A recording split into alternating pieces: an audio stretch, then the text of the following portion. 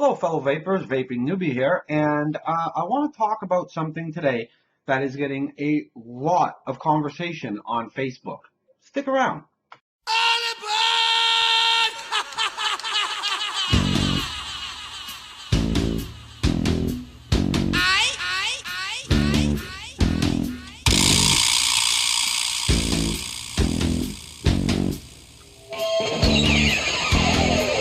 Today we're going to be looking at a rebuildable dripping atomizer, or RDA, that I picked up about a month ago when I was in Toronto for VapeCan. I went by the Vape Shore and picked it up. It's available at thevapeshore.com. It's also available at vapetriad.com. The links for those will be down below.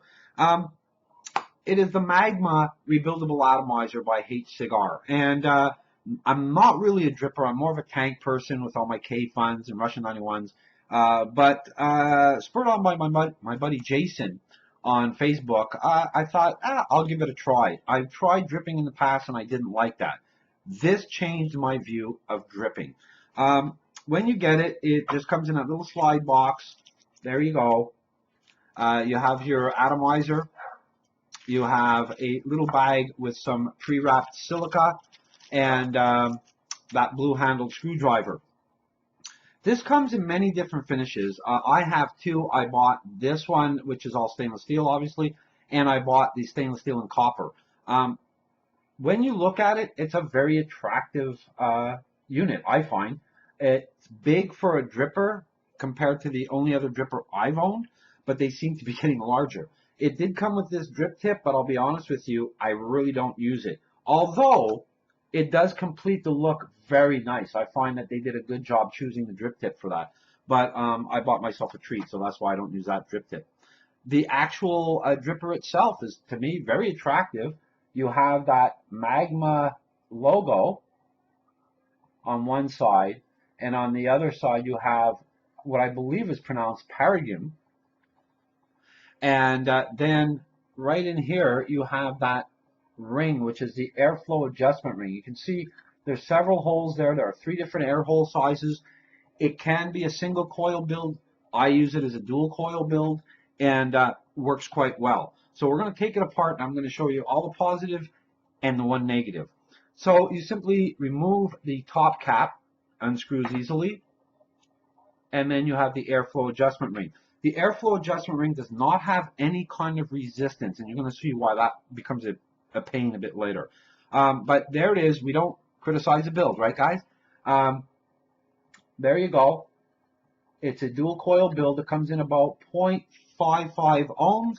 And is there a lot of wick? Oh, yes, there is a lot of wick because there's a lot of room for a dripper. It has a very deep juice well in there.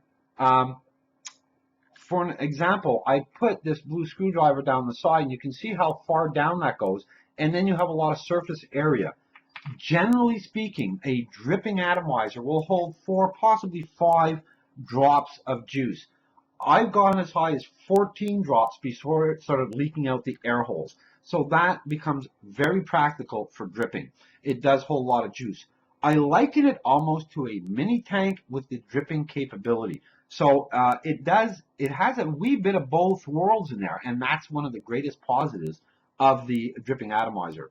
When you're building it, you have to use a lot of cotton, and you have to make sure that the cotton or silica, whatever you choose, goes down and in, touching the bottom of that juice well, so it'll suck up all the deliciousness that's in there. The one thing that I found when I started going from a tank system to a dripper is that some of the juices did not transfer over well. So if you have a very high, a 70% PG juice, I found that it hurt my throat to drip it. So I would go to a 50-50 or even a higher VG ratio. And also the nicotine level will have that effect as well. If you have a high nicotine level when you're vaping in a tank and you go to a dripper, that you're going to feel it. So you want to make sure that you adjust your juice accordingly.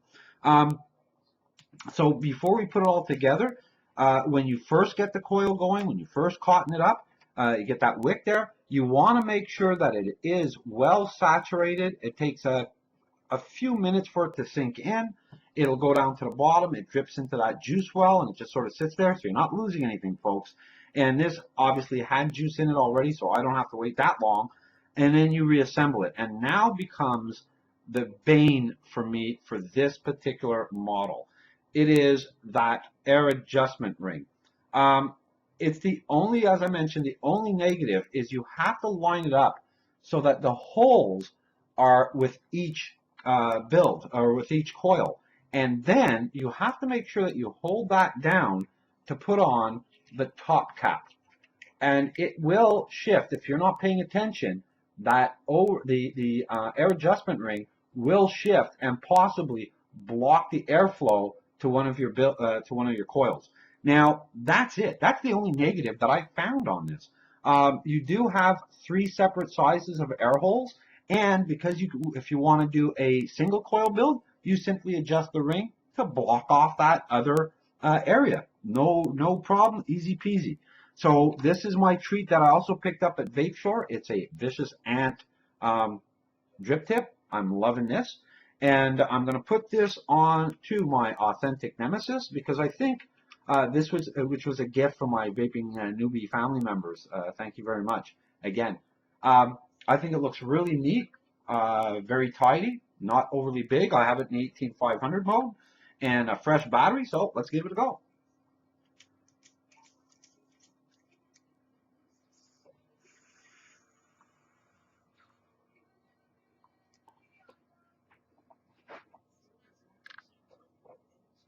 Speaking with some of the more experienced vaping partners that I have on the Vaping Newbie Facebook page, and you see that air hole, it just adjusted. So that's what you got to watch out for, folks.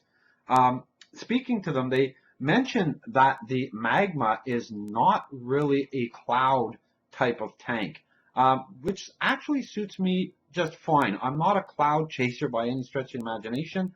I do it for flavor. And they all say the same thing. The Magma is more for flavor than for clouds. However,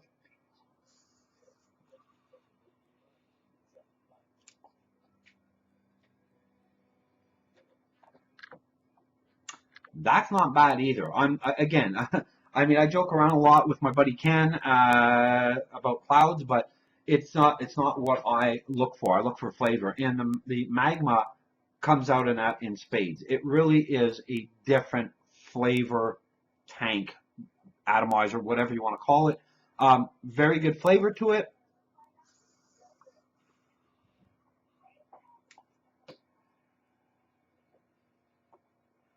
And I think pretty decent cloud. So overall, what do I think of the Magma? I love it. I think that it is a perfect halfway between a true dripper and a tank system.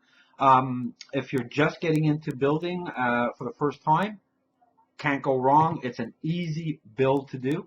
The practicality of being able to hold a lot of juice is a big plus for me. The only downside is that air adjustment ring, which, you know, really, when you come and think of it, is a couple of seconds to get it right, and you're in.